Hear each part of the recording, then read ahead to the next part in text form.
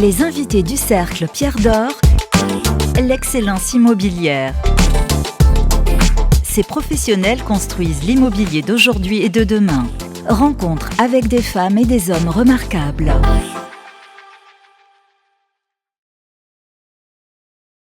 Le Cercle Pierre d'Or reçoit pour Imo Week aujourd'hui Christophe Kullmann, CEO de Covivio. Bonjour Christophe Kullmann. Bonjour. Merci de nous faire le plaisir de participer à cette émission. Vous êtes aussi, on en dira un petit mot tout à l'heure dans l'interview, vous êtes aussi président de la FEI, la Fédération des entreprises immobilières.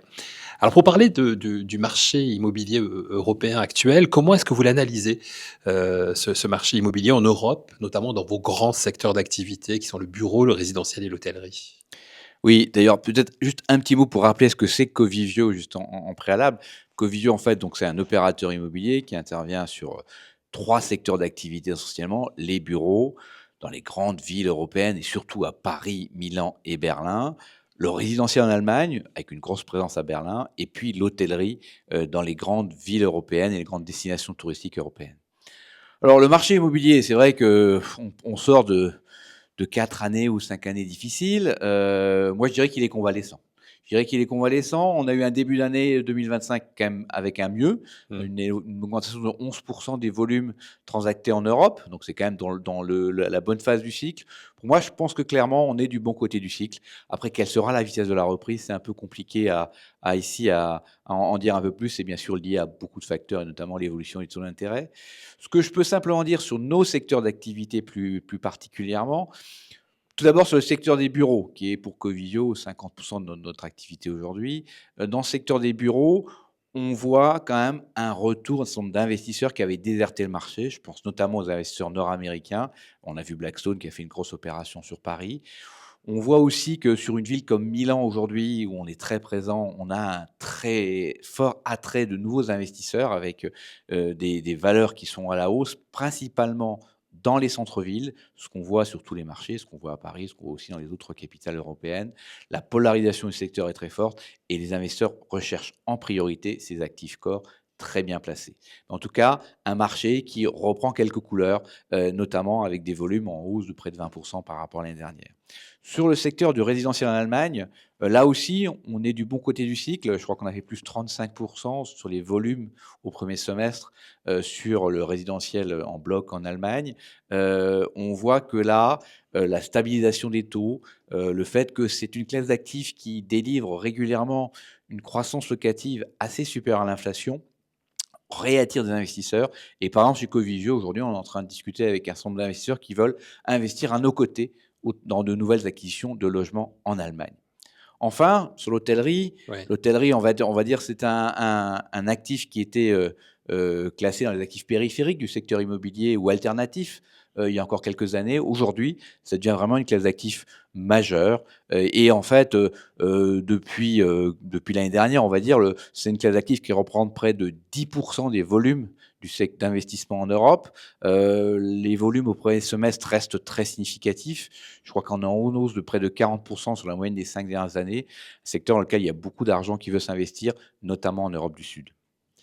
Alors, à partir de tout cela, quels sont les faits marquants, réussis et récents pour Covivio en France et en Europe? En gros, les exemples dont vous êtes le plus fier.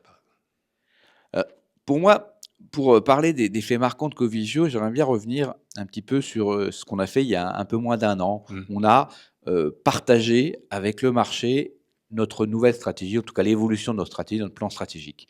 Ça consistait en quoi? Ça consistait à dire on veut progressivement rééquilibrer notre portefeuille dans nos 3 classes d'actifs avec, aujourd'hui, je l'ai dit, 50% de bureaux, on a 30% de logements, 20% d'hôtels. On voudrait à terme, horizon 2030, être autour d'un tiers, un tiers, un tiers dans chacune de ces classes d'actifs. Deuxièmement, on veut plus de centralité dans l'ensemble de notre portefeuille, notamment le portefeuille de bureau. L'objectif à terme, c'est d'avoir 80% de notre patrimoine dans les centres-villes des grandes villes européennes.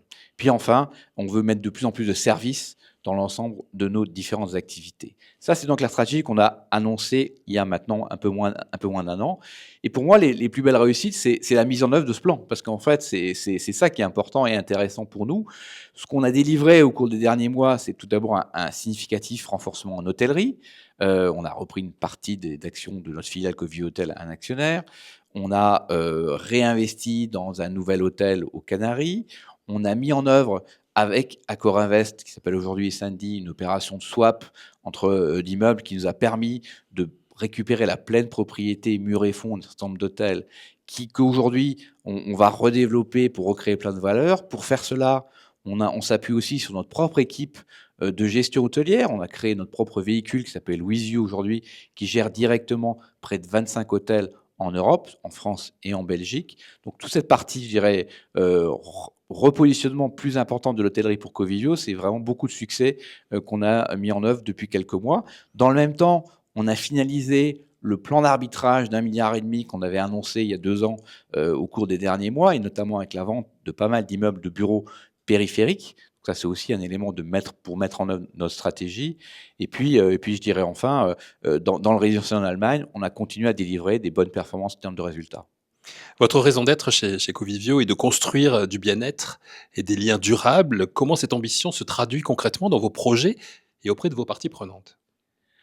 Cette raison d'être, on l'a arrêtée et définie il y a maintenant plusieurs années, et elle s'applique tout à fait complètement à ce que nous sommes aujourd'hui. Le bien-être de nos utilisateurs, c'est bien sûr essentiel. Et comment est-ce qu'on déjà on le mesure? Déjà, on essaie de développer des produits qui correspondent aux meilleurs standards du moment, en termes énergétiques, en termes de qualité de vie au travail. On mesure ce bien-être au travers d'enquêtes régulières qu'on fait auprès de nos clients. Non pas les gens qui signent les baux, mais les utilisateurs eux-mêmes des immeubles, les salariés des entreprises. Et je dois dire que depuis maintenant plusieurs années que nous faisons cette enquête, on voit progressivement le niveau de satisfaction monter. C'est pour nous une belle réussite, une belle nouvelle. Et surtout, on le voit que ce taux de satisfaction est d'autant plus élevé pour tous les immeubles que nous exploitons au travers de notre marque Wellio en flex office, où on voit qu'il y a une satisfaction encore plus forte. Mais le bien-être, c'est aussi le bien-être de nos collaborateurs. Et on le mesure là aussi régulièrement au travers de différentes enquêtes. Et on a eu la joie cette année d'avoir le label Great Place to Work pour l'ensemble de nos collaborateurs en Europe, à la fois en France, mais aussi en Allemagne et en Italie. Ça, c'est un élément important pour nous tous. Après, dans cette raison d'être, il y a aussi cette notion de lien durable. Je ne vais pas revenir sur la durabilité, c'est clair que c'est un sujet essentiel et indispensable pour nous sur l'ensemble de nos activités. Mais c'est inclus dans l'ADN aujourd'hui. C'est inclus dans l'ADN complètement. Et la notion de lien, c'est aussi la notion de partenariat. Quand je parle de Covivio, avant, on s'appelait Foncière Partenaire. L'idée, c'était de construire à la durée des opérations de co-investissement avec un certain nombre d'acteurs qui nous accompagnent dans la durée. C'est ce qu'on a fait depuis 15 ans, c'est ce qu'on veut continuer à faire demain. Voilà, et vous insistez autour de tout ça sur le fait de co-inventer des espaces vivants, c'est ça? Tout à fait. La notion d'immobilier vivant, elle fait partie intégrante de ce que nous considérons être notre ADN et ce que nous devons donner à l'ensemble de notre environnement. L'immobilier vivant, ça veut dire qu'un immeuble, c'est un actif qui doit vivre. On n'est pas là pour faire une collection d'immeubles et les regarder régulièrement en disant celui-là, il est beau. Non, on essaie de les transformer en permanence. Et d'ailleurs, pour nous, un des éléments, je dirais, intéressants dans ce que nous faisons aujourd'hui, c'est quand un immeuble de bureau se vide ou va être vidé, on imagine qu'il va être vidé dans quelques mois, voire quelques années. À chaque fois, on s'interroge maintenant sur l'usage à terme de ce bâtiment. Est-ce que ça va être de nouveau un immeuble de bureau? Ça, bien sûr, c'est souvent le cas. Mmh. Est-ce qu'il vaut mieux le transformer en logement? Est-ce qu'il faut le transformer en hôtel? C'est à chaque fois une réflexion, et c'est pour ça que l'immobilier est vivant. C'est chaque fois, il faut réfléchir à ce qu'on veut faire d'un bien pour le rendre plus en adéquation avec son environnement, avec les besoins du moment. Transformer les bureaux en logements, on sait que c'est compliqué. Vous y arrivez? Ou vous êtes en train d'étudier la question en tout cas? On a fait déjà plus de 900 logements. Donc on a livré plus de 900 logements au cours des dernières années qui étaient d'anciens immeubles de bureaux qui ont été transformés en logements. C'est possible, c'est compliqué, c'est coûteux, mais aujourd'hui, pour un certain nombre de localisations, il n'y a pas le choix.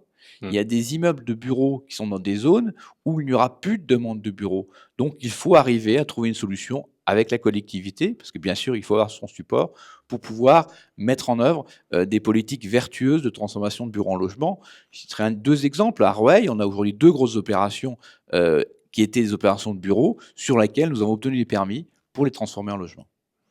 Quels sont vos objectifs, vos priorités pour Covivio d'ici, enfin, on est sur la fin d'année 2025, on va dire pour 2026? Alors pour la fin de l'année 2025 déjà, les priorités, c'est tout d'abord de continuer à avoir une transformation de notre patrimoine dans la direction que j'ai indiquée. On est en train de réfléchir à un certain nombre d'acquisitions d'hôtels en Europe du Sud pour continuer à augmenter la part d'hôtels au sein du patrimoine de Covivio. On a quelques enjeux locatifs, puisque bien sûr on a un patrimoine de bureaux significatif, on a des enjeux locatifs, notamment à La Défense, où notre la tour CB21, a fait l'objet d'une libération importante avec Suez qui l'a libéré à la fin du mois de juin. On a d'ores et déjà annoncé au 30 juin qu'on avait recommercialisé 6 000 m². On est bien avancé pour poursuivre la recommercialisation de cet espace. C'est bien sûr un enjeu important pour les équipes. Mais je dirais qu'aujourd'hui, sur ce marché de la défense, on voit un rebond significatif de la demande locative et je suis assez optimiste sur le fait qu'on reloue assez rapidement ces espaces-là. On a aussi des enjeux locatifs majeurs en Allemagne, dans notre patrimoine de bureaux, notamment sur deux localisations. Loft, qui est un immeuble qui a été livré à Berlin en juillet, sur lequel on est très avancé sur sa commercialisation. Et un autre immeuble à Düsseldorf, qui s'appelle Icon. On a 25 000 m² à louer. Tout ça et devrait nous permettre, dans les ambitions, d'atteindre notre objectif de résultat, puisque on est de résultat pour l'année 2025. On a annoncé un objectif de 515 millions d'euros d'EPRA earnings pour l'année, en progression de 10% par rapport à l'année dernière. C'est bien sûr un objectif important pour nous, pour les mois qui viennent. J'aimerais m'adresser aussi à Christophe Kullmann, au président de la FEI, la Fédération des entreprises immobilières. Vous avez été choisi comme président au mois de juin de cette année 2025. Comment est-ce que vous comptez renforcer le rôle de la FEI comme interlocuteur incontournable auprès des pouvoirs publics, notamment dans le cadre des réformes qui concernent l'urbanisme, la transition énergétique ou la fiscalité immobilière? La FEI est l'interlocuteur prioritaire des pouvoirs publics sur tous ces sujets-là depuis de nombreuses années. Mon objectif, c'est de poursuivre le travail qui a été entamé depuis quelques années par Maryse Olagnan en tant que présidente avant moi, et puis par l'ensemble des équipes de la FEI, qui font tout ce travail d'explication auprès de l'ensemble de nos parties prenantes, de l'intérêt de notre secteur d'activité, de ce que nous faisons, pourquoi nous le faisons et pourquoi il faut essayer toujours de nous mettre dans des conditions de pouvoir faire plus et de pouvoir continuer à délivrer, je dirais, des immeubles durables dans la durée et puis sur l'ensemble du territoire. Pour terminer cet entretien, Christophe Kullmann, quel message vous pourriez adresser aux investisseurs, aux utilisateurs et plus largement aux acteurs de l'immobilier qui vous regardent aujourd'hui? Moi, je leur dirais simplement, soyez positifs. On vient de passer des années un peu compliquées, on les a passées ensemble. L'immobilier, c'est un secteur très cyclique.